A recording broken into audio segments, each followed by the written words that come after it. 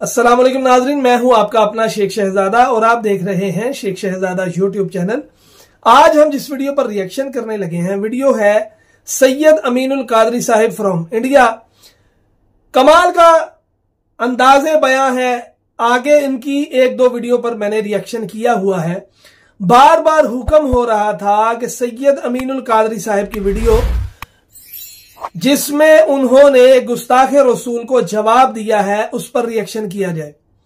तो आज हम सैयद अमीनुल कादरी साहिब की वीडियो जिसमें उन्होंने एक हिंदू पंडित जिसने नबी मुकर्रम सल्लल्लाहु अलैहि वसल्लम की शान में गुस्ताखी की है उसको उन्होंने जवाब दिया है।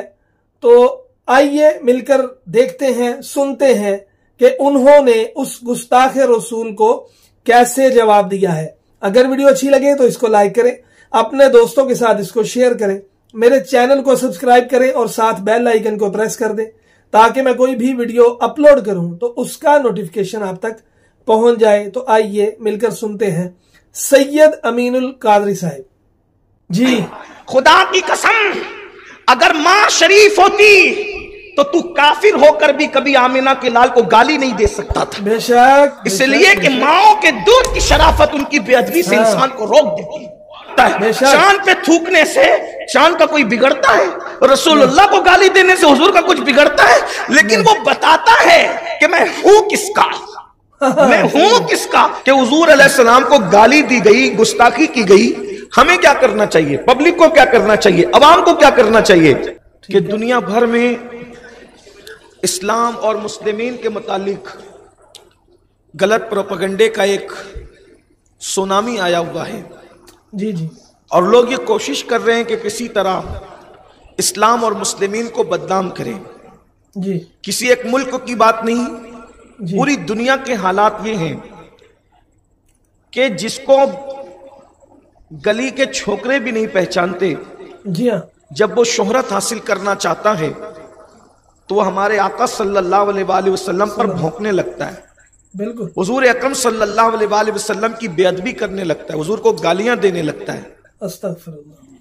पूरी दुनिया का ये हाल है, किसी एक मुल्क का नहीं, किसी रियासत का नहीं, किसी खित्ते का नहीं जी। और मुसलमानों के जज्बात, कल्बी जज्बात मुस्तफा जाने रहमत से ऐसे जुड़े हुए हैं बेशक कि एक हद तक हम अपने बाप के लिए तो बुरा सुन सकते हैं लेकिन हम अपने नबी के लिए बुरा नहीं सुन सकते। बेशक बेशक। एक कैफियत ये है जी हाँ। तो जहां हुजूर अलैहिस्सलाम को गालियां दी जाती है, मशरिक से लेके मगरिब तक, शमाल से लेके जुनूब तक, पूरी दुनिया का मुसलमान बेचैन हो जाता है, बेकरार हो जाता है। लेकिन आज मैं आपके सामने जब अल्लाह के रसूल की गुस्ताखियां की जाए, जब हुजूर अलैहिस्सलाम को गालियां दी जाए, तो उस वक्त हमारी जिम्मेदारी क्या बनती है, उस जिम्मेदारी पर कुछ गुफ्तगू करने की सआदत हासिल करूंगा। अहले मिंबर से भी मेरी गुजारिश है कि वो भी तवज्जो फरमाए, दुआएं दे और आप सबको संजीदगी से सुन ही रहे। आपकी भी तवज्जो चाहता हूं। एक मर्तबा 14वीं सदी के मुजद्दिद इमाम अहले सुन्नत सैयदी आला हजरत से सवाल किया गया कि अल्लाह के रसूल सल्लल्लाहु अलैहि वसल्लम को गाली दी गई, हुजूर अलैहिस्सलाम की शान में गुस्ताखी की गई, तो क्या करना चाहिए जी। ये बहुत खास बात मैं आपके सामने पेश कर रहा हूं। उस कुश्ता इश्क रसूल से पूछा जा रहा है कि हुजूर अलैहिस्सलाम को गाली दी गई, गुस्ताखी की गई, हमें क्या करना चाहिए? पब्लिक को क्या करना चाहिए? अवाम को क्या करना चाहिए जी। तो उस आशिक रसूल ने जवाब दिया, फरमाया मुसलमान सहीउल अकीदा उनकी तरफ इल्तिफात ही क्यों करें, यानी मुसलमान उनकी तरफ तवज्जो ही क्यों देते हैं? पहली बात तो यह है, जैसे किसी पागल की तरफ इंसान तवज्जो नहीं देता, मुसलमानों को चाहिए कि उन गालियां देने वालों की तरफ तवज्जो करने की जरूरत ही नहीं है। क्यों ऐसा करें? इसलिए कि ऐसों का इलाज यही है, उनका इलाज यह है कि जब उनके सामने हो तो खामोश रहो, उनके सामने हो तो खामोशी बेहतर है, और अगर वो सामने न हो तो उनकी फरामोशी बेहतर है। जुमले के अदीबाना रंग पर आपकी तवज्जो चाहता हूं। फरमाया उनकी तरफ तुम्हें तवज्जो देने की जरूरत नहीं है, ان کی طرف آپ توجہ نہ دیں. اگر گالیوں کی کلپ آ جائے اس کو فارورڈ کرنے کی کوئی ضرورت نہیں ہے, اس کو آگے بڑھانے کی کوئی ضرورت نہیں ہے, وہی ڈیلیٹ کیجئے, وہی اس کو ختم کیجئے, یہ اپنی موت آپ مریں گے. فرمایا ان کی طرف توجہ کرنے کی ضرورت نہیں ہے.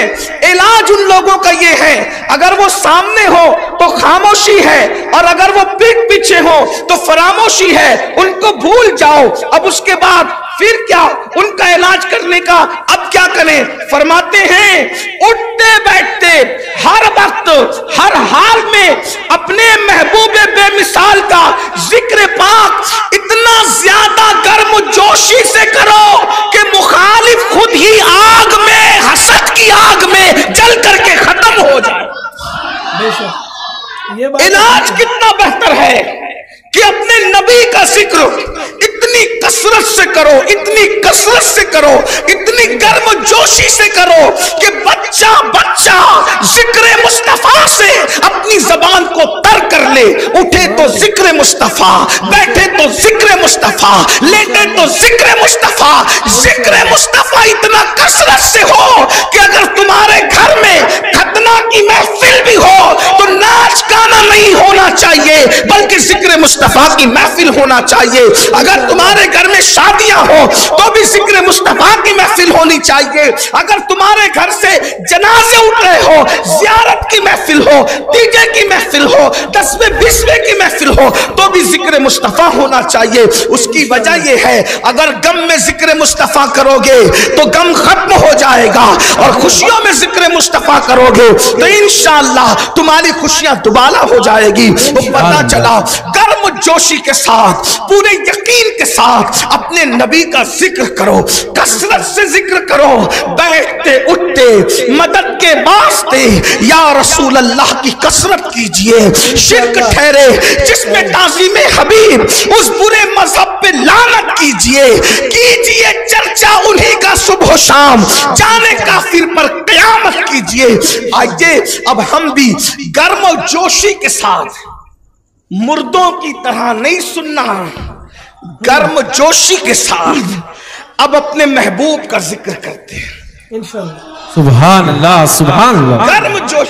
جواب تو دشمنان رسول کا یہی ہے نا, کیونکہ جب ایک بدبخت نے اللہ کے رسول کو گالی دی, جب ایک بدبخت نے, یعنی یہ گالیوں کا سلسلہ آج کا نہیں ہے, پرانا ہے, حضور علیہ السلام کے ظاہری دور سے ہے.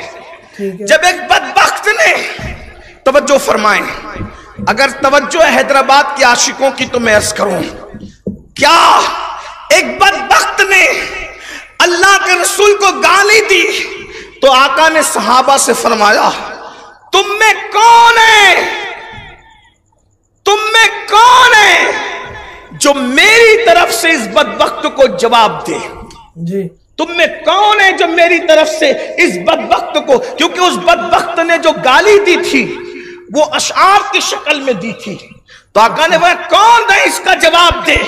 ایک صاحب کھڑے ہوئے اور وہ بڑے نرم مزاج تھے, تو انہوں نے بہت ٹھنڈے ٹھنڈے انداز میں جواب دینا شروع کیا, اس لیے کہ گالی تو گرم جوشی سے دی گئی تھی اور جواب ٹھنڈا ٹھنڈا دیا جا رہا تھا. حضور نے فرمایا تم بیٹھ جاؤ, آقا نے فرمایا تم بیٹھ جاؤ, اور پھر فرمایا کون ہے جو گالی کا انداز ہے اس کے مطابق جواب دے گا.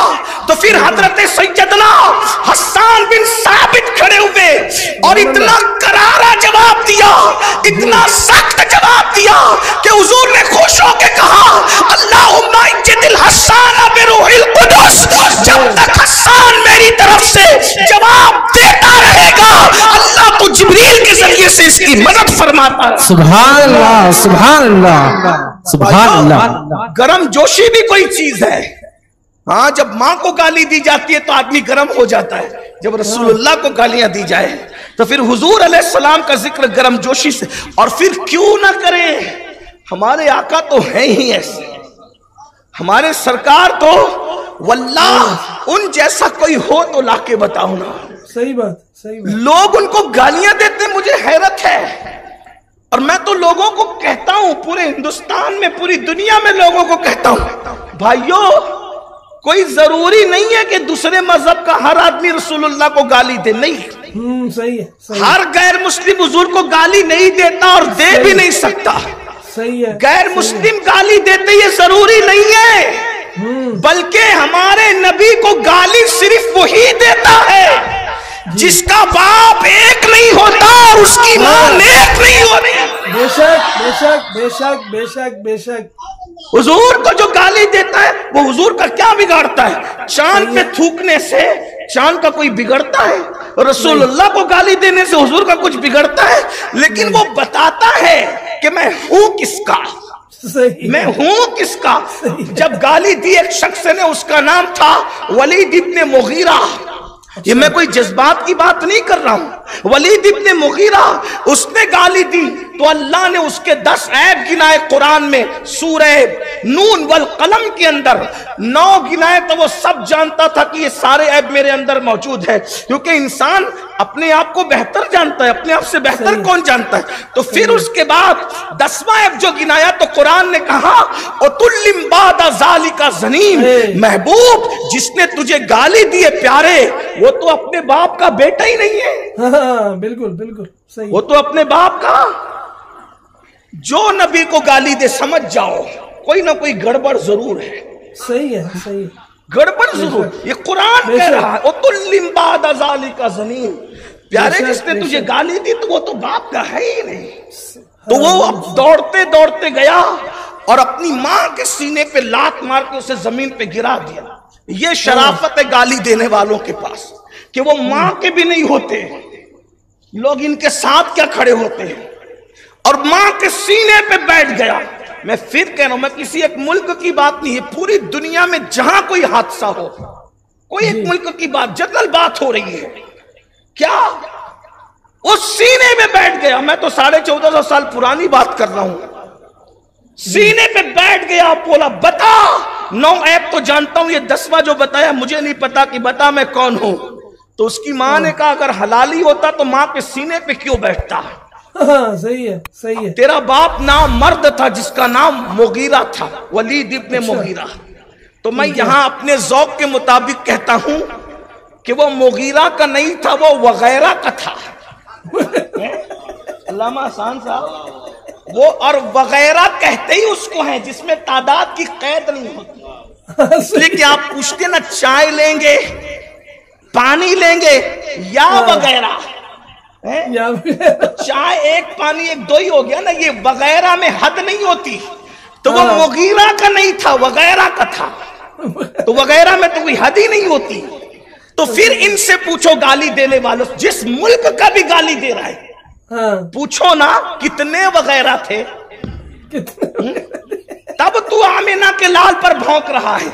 خدا کی قسم اگر ماں شریف ہوتی تو تو کافر ہو کر بھی کبھی آمینہ کے لال کو گالی نہیں دے سکتا تھا۔ صحیح بات، اس لیے کہ ماؤں کے دودھ کی شرافت ان کی بے ادبی سے انسان کو روک دیتی ہے، کوئی گستاخی کرے، یہ میں نے بات رکھ دی۔ لیکن اب ہمارے بزرگوں نے جو ہمیں نصیحت کی ہے کہ گرم جوشی سے حضور علیہ السلام کا ذکر کثرت سے کرو، تو تھوڑی دیر آئیے ہم بھی ذکر کرتے ہیں، اور ان کا ذکر ہی کرنے کے لیے تو دنیا میں آئے ہیں۔ دہن میں زبان تمہارے لیے، بدن میں ہے جان تمہارے لیے، ہم آئے یہاں تمہارے لیے، اٹھے بھی وہاں تمہارے لیے، جنا میں چمن، چمن میں سمن، سمن میں فبن، فبن میں دلہن، سزائے مہن پہ ایسے منن، یہ امن و اما تمہارے لیے۔ اور یا رسول اللہ آپ کی شان کیا ہے؟ اشارے سے چاند چیر دیا، چھپے ہوئے کھر کو پھیر لیا، گئے ہوئے دن کو عصر کیا، یہ تاب و تمام تمہارے لیے۔ یہ مرحمتیں، یہ کچی متیں، نہ چوڑی لتیں، نہ اپنی گتیں، قصور کرے اور ان سے بھرے قصور جنا تمہارے لیے۔ بے شک جی۔ تو ناظرین امید ہے آپ کو ویڈیو پسند آئی ہوگی۔ یہاں میں تھوڑا سا اختلاف کرتا ہوں سید امین القادری صاحب سے۔ آپ سید زادے ہیں، آپ کا ایک اپنا پوائنٹ آف ویو ہے، اعلیٰ حضرت عظیم المرتبت عظیم البرکت ان کا ایک اپنا پوائنٹ آف ویو ہے، لیکن ہم سے خاموش نہیں رہا جائے گا۔ जब कोई नबी मुकर्रम सल्लल्लाहु ताला अलैहि वसल्लम की शान में कोई कुत्ता भौंकेगा तो हम खामोश नहीं रह सकते। ये हमारे ईमान का तकाजा है और हमारी गैरत ईमानी का तकाजा है। तो बाकी बातें आपकी सारी ठीक है, लेकिन हम खामोश नहीं रह सकते। अगर कोई कुत्ता भौंकेगा तो उसको फैंटी तो हम लगाएंगे, क्योंकि माना के जरूरतें जिंदगी की जरूरी है, मगर या रसूल अल्लाह आपसे जरूरी तो जिंदगी भी नहीं। नाज़रीन, उम्मीद है आपको वीडियो पसंद आई होगी। अगर वीडियो अच्छी लगी है तो इसको लाइक करें, अपने दोस्तों के साथ शेयर करें, मेरे चैनल को सब्सक्राइब करें और साथ बेल आइकन को प्रेस कर दें ताकि मैं कोई भी वीडियो अपलोड करूं तो उसका नोटिफिकेशन आप तक पहुंच जाए। मिलते हैं एक नई वीडियो में। फी अमानिल्लाह। अस्सलामु अलैकुम व रहमतुल्लाहि व बरकातुहू।